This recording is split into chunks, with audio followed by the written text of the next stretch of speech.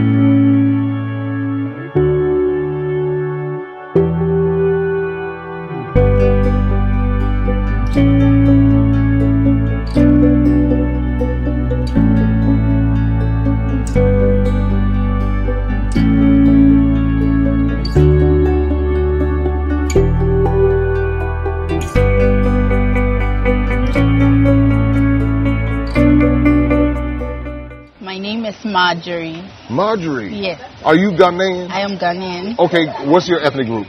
I'm from Ikuapem in the eastern region of Ghana. So the eastern region? Yes, please. Okay. Of Ghana. So what is your local name? Odebia. Odebia. I'm Marjorie Ajoa Odebia Ode. Ajoa, so you born on Monday? Yes. Hey, he got I got a little Ghana street cred. Yeah. So how did you hear about this event today? So I think about last week I got this notification, sponsored ads on Facebook. Okay. That Jay Cameron was coming to Ghana, and I saw you inviting us to come and meet you. Yes. So I got curious, and then I was like, okay, Jay Cameron, and then I saw that you. What touched me about your documentary was saying that you didn't know this is how Africa was, that you had been misled, you had been brainwashed about how, and I was actually surprised you had to use Google Earth to discover that we live in houses and not in huts. It's serious. It's bad in those American education streets. Yes, it's about Africa. I felt I need to come and meet you and then smack me upside the head. Smack me upside the head. And show you some love as well, because I really feel like you are family. Well, thank you. Yeah, so you're welcome again to Ghana, and I hope you enjoy your stay this time around. Oh, I enjoy it every time I come. Yeah. Because of the honesty, that honesty right there. and that's how we've been taught in America.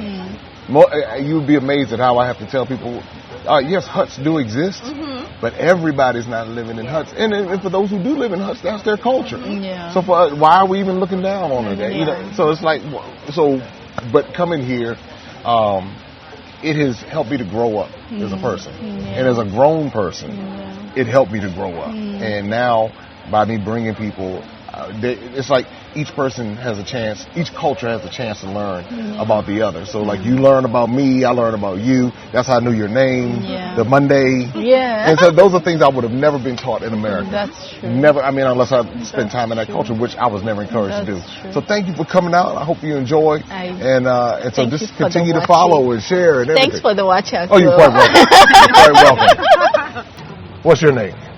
Stephanie Apia. Stephanie Apia. Yes. Okay, what is your local name? Ya Afra. Ya Afra. Okay, wait a minute. What day of the week? Thursday. Thursday. So Afra. No, Afra. Afra means mix. Okay. What's your ethnic group? Ashanti. Ashanti. Okay. My mom is a Ghana. Okay. My daddy is Ashanti. Okay. So Accra, you have some Accra, yes. And then you have Kumasi. Yes. So now, is that your hair? Yes, that's my hair. my natural hair. Yes. That's not her hair, y'all. That's not her hair. That's not her hair. That's her hair. No, your hair is very nice. And, thank you. And I'm always encouraged when I see ladies embracing their hair. Absolutely, especially black. And especially in 2022. Yes, in 2022. Because if you go back 30, 40, 50 years, it wasn't like that. And so now it's good to see. So why have you embraced your natural hair? Because it's my root, and I can't run away from my root. I have to embrace it. No matter how I appropriate somebody's culture, it can never be me. So I have to be me and embrace it. So I make my own hair products, and I do my hair myself. What? You make your own hair products? Yes, I make my own. Here in Ghana? Yes, in Ghana. And so that encourages other women. And I'm helping other women to also grow long hair. I'm on Instagram as Hair Fanny. Okay, so how can we find what you do? On Instagram. Instagram? Yeah, Hair Fanny. Hair Fanny. Yeah, so Stephanie Hair Fanny. Stephanie Hair Fanny. So the Stephanie, so you take the STEP, then you add a hair, so Hair Fanny. Okay. Oh, Hair Fanny. Hair Fanny. Listen, everybody, these are the amazing people that you get to meet in Ghana. Well, again, from different parts of the continent, and that's one of the reasons why I like to have these conversations, and you can be a part of it as well. So just see for yourself. Do we look like we're afraid out here? Do we look like we're running from wild animals and robbers and banshees and bandits and all those kinds of things? I mean, it's the stuff that they tell us that just has us missing out on life. Right. So, yeah. So we're going to go back over here to Bailey because Bailey wanted to share a couple things. Representing Cali, right? Yes. Cali. How did you end up in Ghana from Cali? Oh my God, the plane. Delta. No, I wanted to come to Ghana. I wanted to explore my DNA, my roots, and I wanted to be home. Okay. So how long have you been here? 3 months. 3 months. How do you like it? I love it. I hear a story. I hear a story here. What story? I don't know, but I feel a part 2. A part 2. It's probably a part 2, 3, 4, 5, 6. Yeah, I feel more coming along with this because for some reason I'm just kind of getting that feeling. Some kind of reason. I love Ghana. I was told about Ghana some time ago, and I missed my opportunity sometime in early 2008. So I came in 2016. Okay. I didn't stay long enough. I didn't know that I needed more than a week. So I came again last year, and I stayed for a month. Okay. And that still was not enough. I said, for my birthday, I'm coming, and I'm staying for 2 to 3 months. And that's what I did. How long do you plan on staying? I have to go back home to sort some things out, but I'm coming right back. Okay, so you got to handle some business, and you're coming back for how long do you think you? At least a year. Wow. Yeah. This is Ghana. This is Ghana. This is Ghana, everybody. It feels like home, so I'm home. Ghana is home. See, I hear the all. I hear the all. Tell me about the hospitality that you've experienced since you've been here. The hospitality here is like second to none. And so even sitting here with these 2 beautiful ladies, I don't know them. She's been very warm and open, and so has she. This is what I get on a constant basis. So this makes me feel like even more at home. It just makes me feel at peace. I just want to say thank you. Thank you for embracing us.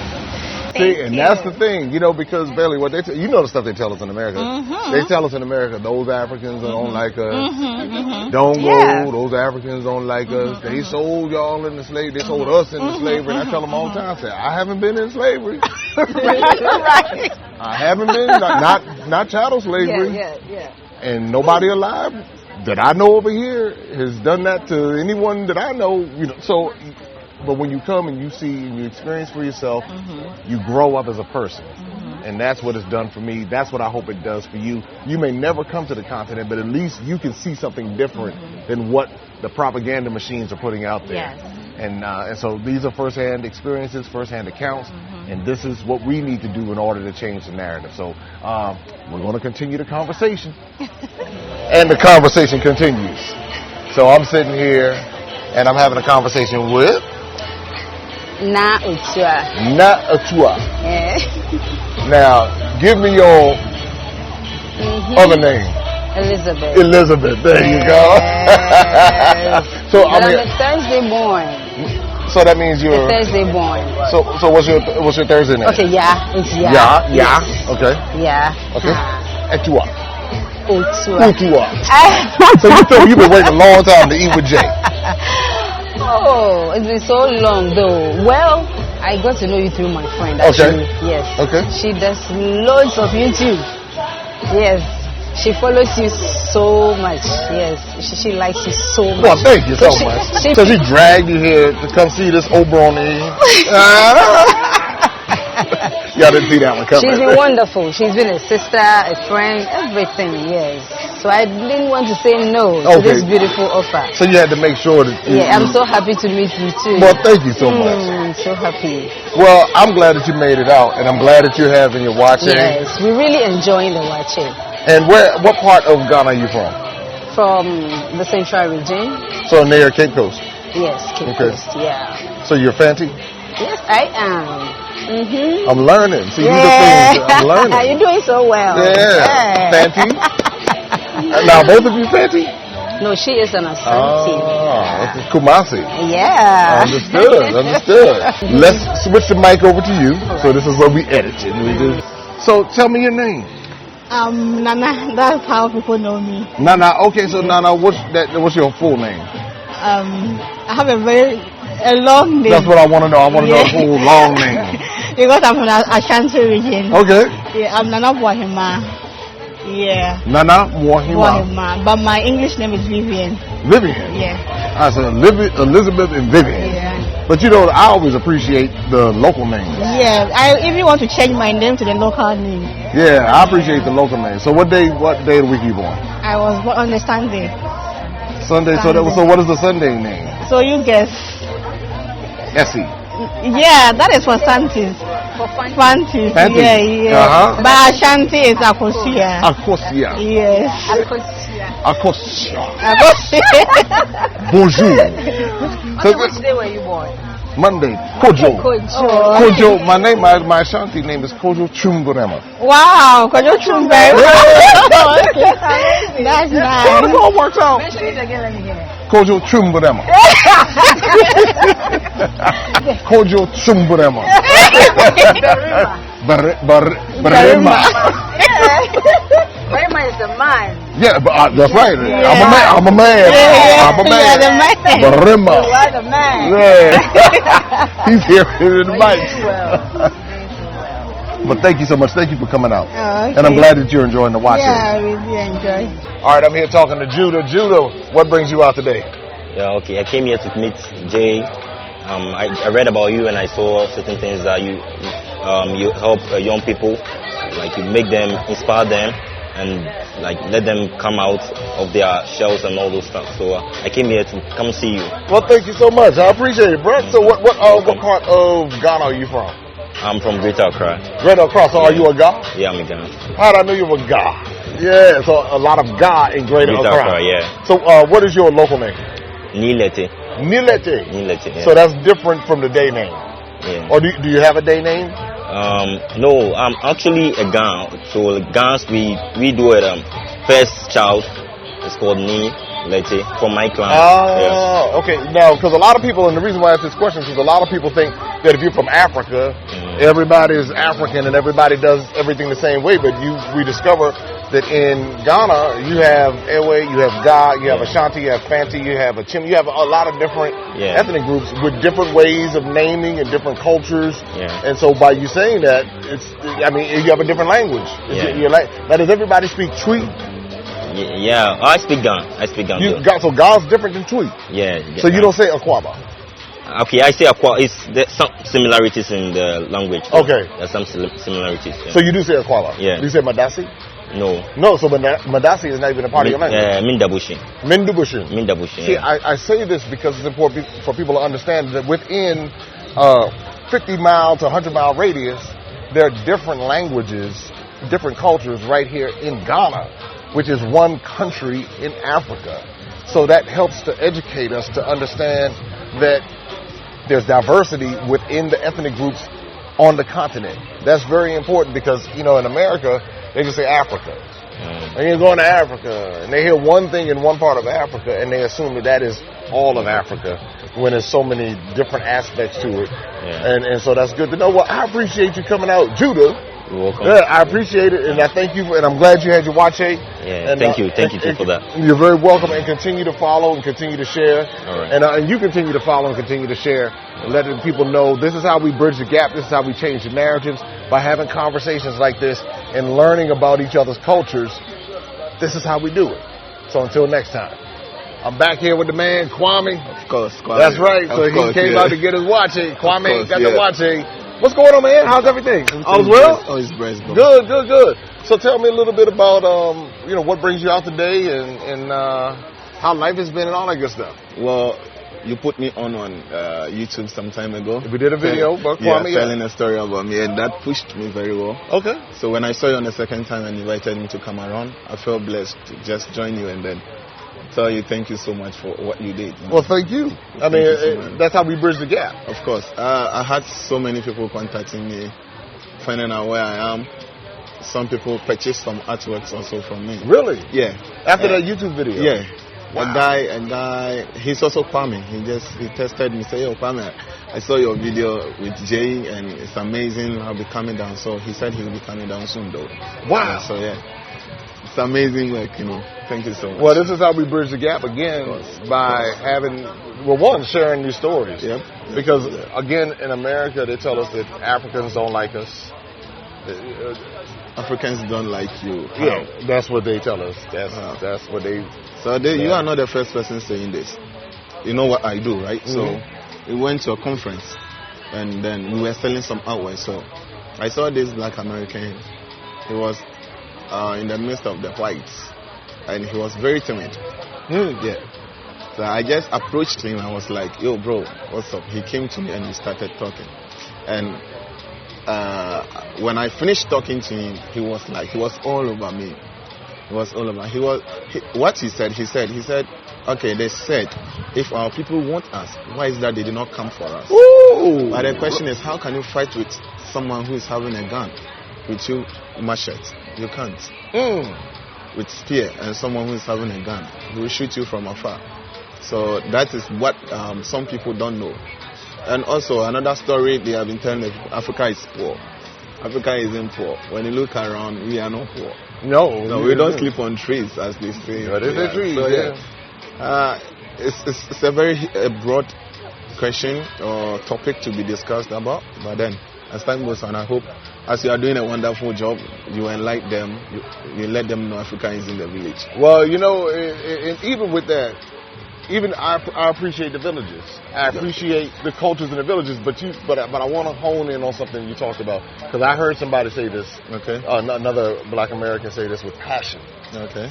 How come my brothers and sisters did not come back and get me? Of course. And then the question I pose is, with what resources? Of course. Are they going to come back? Factor. I mean, military resources. It was taken by force, by military. So what military is going to come to America and go to come back and get the stolen property, the people? And then they've got us so messed up in our minds that we don't even want to come. So you have a lot of people saying what they are building up is so broad to the extent that people are not coming.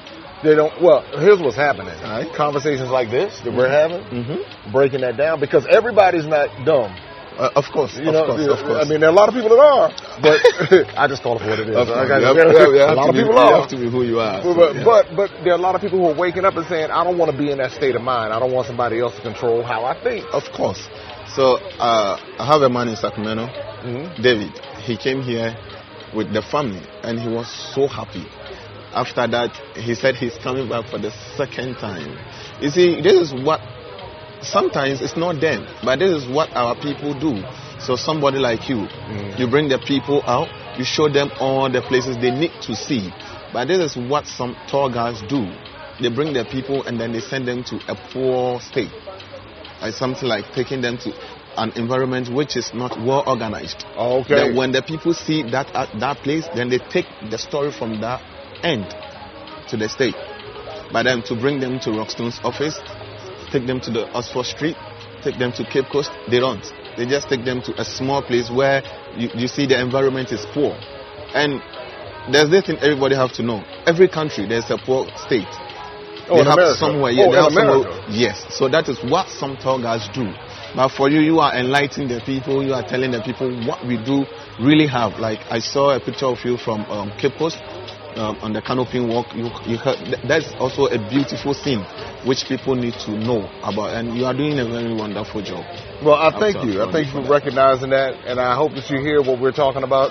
There's more to the story. Of course. And if you only take what you see on the media, in the movies, and all of that, you're missing out on so much. Of course. That's the reason why I'm here. That's the reason why I'm spending time with my folks, and that's the reason why I love my folks in America. Love them so much to encourage them to visit and see for themselves for that very reason. That very reason is why I encourage it. And so, again, Kwame, appreciate you coming out. You get your Waakye, man? Of course. You got a amazing, Waakye, bro. You got the amazing. Waakye. When you come to Ghana, make sure you check out Rockstone. Of course, the best. All right.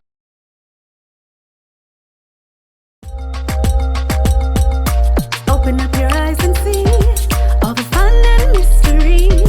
Take an African adventure with Darren and Destiny.